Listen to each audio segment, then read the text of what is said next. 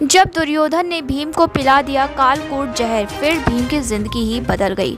गांधारी का बड़ा पुत्र दुर्योधन और भीम दोनों की कुश्ती में उस्ताद थे। भीम ज्यादा शक्तिशाली था, इसलिए दुर्योधन भीम से बालपन से ही दुर्भावना रखता था। वो सोचने लगा कि नगर के उद्यान में सोते समय भीमसेन को गंगा में डाल दे और युधिष्ठिर तथा अर्जुन को कैद करके सारी धरती पर राज्य करे। दुर्योधन और गांधारी का भाई शकुनी कुंती के पुत्रों को मारने के लिए नई नई योजनाएं बनाते थे। इसी योजना के तहत एक बार दुष्ट दुर्योधन ने भीम को जहर देने की योजना बनाई। उसने एक बार जल विहार के लिए गंगा के तट पर प्रणाम कोटि स्थान में बड़े बड़े तंबू और खेमे लगाकर अलग अलग कमरे बनवाए। उस स्थान का नाम रखा उदयन क्रीडन। चतुर रसोइयों ने खाने पीने की बहुत सी वस्तुएं तैयार की। दुर्योधन के कहने पर युधिष्ठिर ने वहां की यात्रा करना स्वीकार कर लिया। वहां सभी कौरव और पांडव इकट्ठे हुए। वहां सभी राजकुमार एक दूसरे को खिलाने पिलाने लगे। दुर्योधन की योजना अनुसार भीमसेन के भोजन में विष मिला दिया गया। कहते हैं कि यह कालकूट विष था, जिसका असर धीरे धीरे होता है। भीमसेन को भोजन अति प्रिय था, इसलिए उसके लिए अलग से दुर्योधन भाई की तरह आग्रह करके भोजन परोस देता है। भीमसेन वो सब खा लेता है।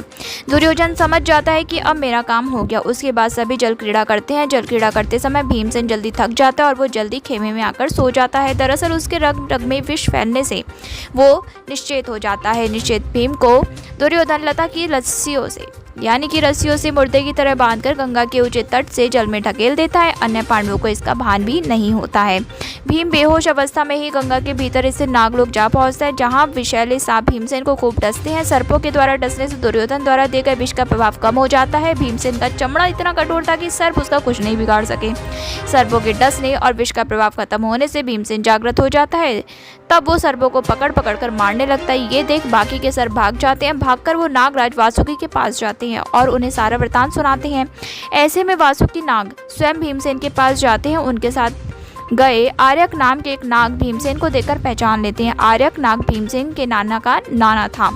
तब वासुकी पूछते हैं, हम इसका क्या करें और इसको क्या भेंट दें? इसको बहुत सारे धन और रत्न दे दो।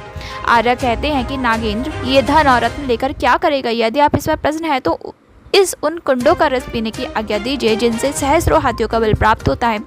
वासुकी की आज्ञा से भीमसेन कुंड का सारा रस एक ही घूंट में पी लेता है और इस प्रकार 8 कुंडों का रस पीकर नागों के निर्देशानुसार वो एक दिव्य शैया पर जाकर सो जाता है।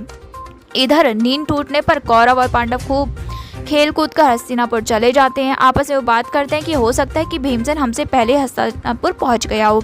लेकिन जब वो वहां पहुंच कर पता चलता है कि भीम तो यहाँ आया ही नहीं, तो माता कुंती सहित चारों पांडव घबरा जाते हैं। कुंती को दुर्योधन पर शक हो जाता है। वो चीख चीख कर कहने लगती है कि इस दुष्ट ने मेरे पुत्र को मार डाला।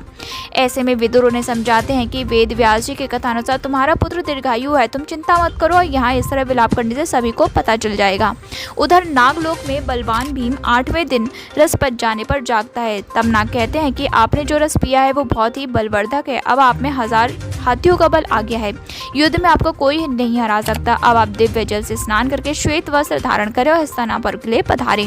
वहाँ आपके परिजन व्याकुल हो रहे होंगे। फिर नागलोक के नाग उन्हें जल से ऊपर निकालकर पुनः उसी उद्यान में पहुंचा देते हैं। भीमसेन वहां से हस्तिनापुर पहुंचकर सारा वृतांत बताता है और दुर्योधन की दुष्टता का वर्णन भी करता है।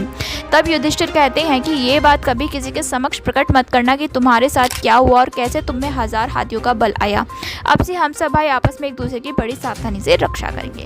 दोस्तों, मिलते हैं कल नेक्स्ट वीडियो में किसी अननोन टॉपिक के साथ। और आप प्लीज़ चैनल को सब्सक्राइब कर दीजिएगा। हमारा लिंक डिस्क्रिप्शन में है, प्लेलिस्ट का और इंस्टाग्राम का। वीडियो को लास्ट तक देखने के लिए आपका बहुत बहुत शुक्रिया। दोस्तों, इस चैनल को फीड कराना, उनकी हेल्प करना बहुत ज़रूरी है। मैं भी करती हूँ, आप भी कीजिए। मिलते हैं कल। जय श्री कृष्णा।